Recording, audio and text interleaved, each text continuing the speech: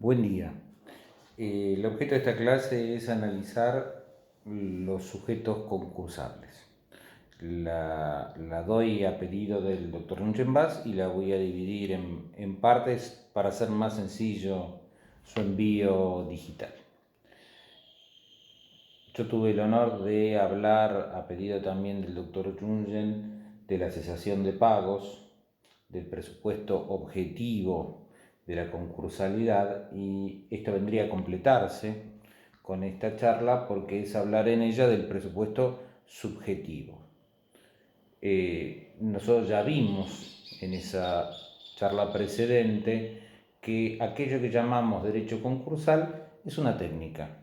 Es una técnica diseñada a través de los siglos para tratar de superar la imposibilidad de cumplir regularmente con las obligaciones. Esto es la cesación de pagos, porque se trata de un fenómeno altamente peligroso que tiene una enorme capacidad de contagio y que atenta contra la paz social.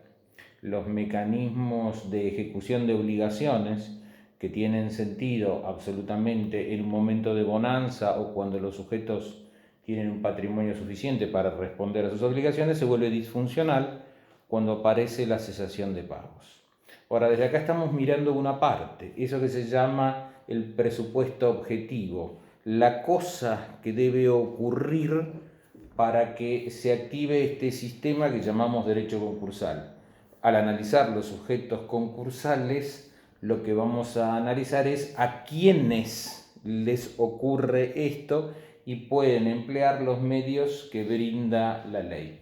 Esto nos lleva a la definición de una palabra con la que estamos absolutamente familiarizados, que es el término sujeto. Y sujeto quiere decir muchas cosas distintas según desde dónde lo miremos.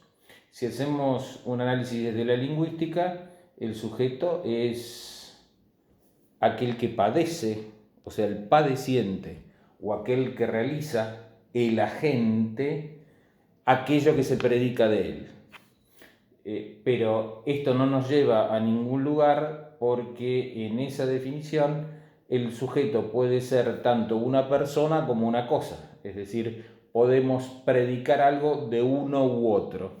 Y entonces, bueno, vamos al terreno de las neurociencias y el sujeto entonces sería ese yo que portan diversas personas, pero esto limitaría la idea de sujeto a las personas humanas, porque hay otras que no lo son, y si bien podríamos prefigurar una especie de yo simbólico, la idea se nos hace muy difícil. Esto sin contar con que hay autores como Harari que se divierten en mostrar que nuestro yo es mucho más plural de lo que creemos, que somos bastantes más personas dentro de nosotros mismos, aún en el ámbito de normalidad, que las que creemos ser, y que muchos no nos damos cuenta porque tenemos todas una memoria común y entonces registramos una experiencia común que nos hace referir todas esas experiencias a alguien que parecería ser un sujeto único. Y estamos de vuelta con la idea de sujeto.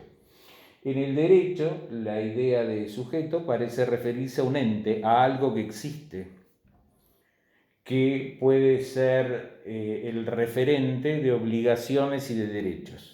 Es muy interesante esto de algo que existe, el ente que existe como tal, porque en realidad, en lo atinente a los sujetos, el ente puede existir en el mundo real y en el mundo de la imaginación. Si se puede existir en el mundo de la imaginación, bueno, eso excede totalmente el ámbito de esta clase. Cuando nosotros imaginamos algo y hacemos como que ese algo existe, hay algún grado de existencia intersubjetiva, pero no de eso que decimos que existe, sino de la intersubjetividad en función. Pero los sueños son, hay que tener cuidado con estas ideas. Digamos, sin embargo, que para el derecho el sujeto sería el ente, eso algo que existe en el mundo real o en el mundo ideal, en el mundo de la imaginación, al que reportamos la titularidad de derechos y obligaciones. Y consecuentemente, sí, esto ahí ya nos encaja bastante más con la idea lingüística, porque al sujeto le pasan cosas o hace cosas. Pero insisto, esto también le pasa a las cosas. Hay que tener algún cuidado con esta idea si no le agregamos la impronta de la individualidad. Es decir, es un ente individual, autosuficiente, cognoscible en sí mismo. Estamos todos en el terreno casi de la metafísica, y además uno podría pensar que nosotros hablamos muchas veces de sujetos colectivos, de sujetos plurales, lo cual dificulta la precisión en la idea. Pero cuando en la ley de concursos hablamos de sujetos, estamos hablando de aquellos quienes respecto de los cuales se aplican los remedios que diseña la ley de concursos para tratar la cesación de pagos. Y aquellos quienes es tan particular que la ley de concursos hace una nómina, dice a estos y no a otros, e incluso enumera a estos otros no, cuando en realidad esto es más que discutible porque la técnica se le aplica desde los principios generales o por remisión de sus propias leyes también a estos sujetos. Digamos que lo que la ley de concursos llama sujetos concursales son los sujetos concursales en sus puros y exclusivos términos. Esos quienes, que vamos a ver que en algún caso no son quienes, sino que. Este es un detalle bastante particular. Pero en definitiva, no hay mucho secreto. Hay una cierta patología, un algo disfuncional para el funcionamiento de la sociedad, que es la imposibilidad de cumplir regularmente las obligaciones, que le pasa a alguien. Le pasa a muchos alguien.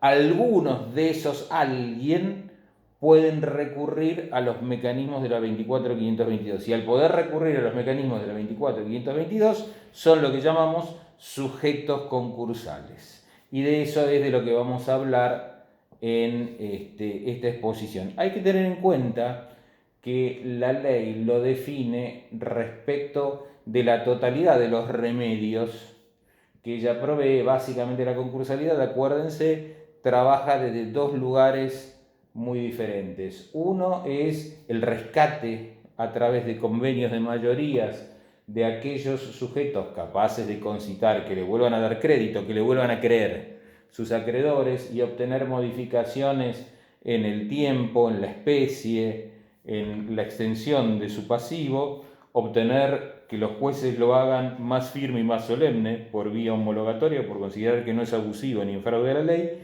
y en estos casos repagar su pasado según una cierta regla predeterminada y proyectarse como sujetos útiles en el futuro. Cuando esto no se puede hacer, los jueces creen que lo que se ofreció no es merecedor de homologación, cuando los acreedores no le prestan conformidad, cuando obtenida la homologación de su acuerdo no lo pueden cumplir, en estos casos se procede a liquidar al sujeto.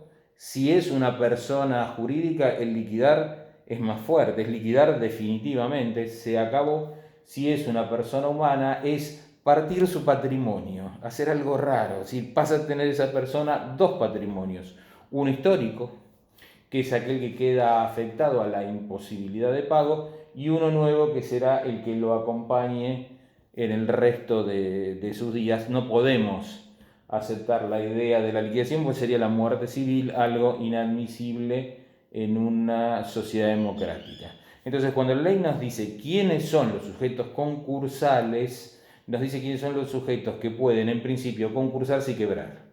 En realidad, después, en un artículo posterior, nos especifica quiénes son concretamente los que pueden concursarse, que en definitiva son los mismos que están en la enumeración del artículo 2, tema del que me voy a ocupar de inmediato.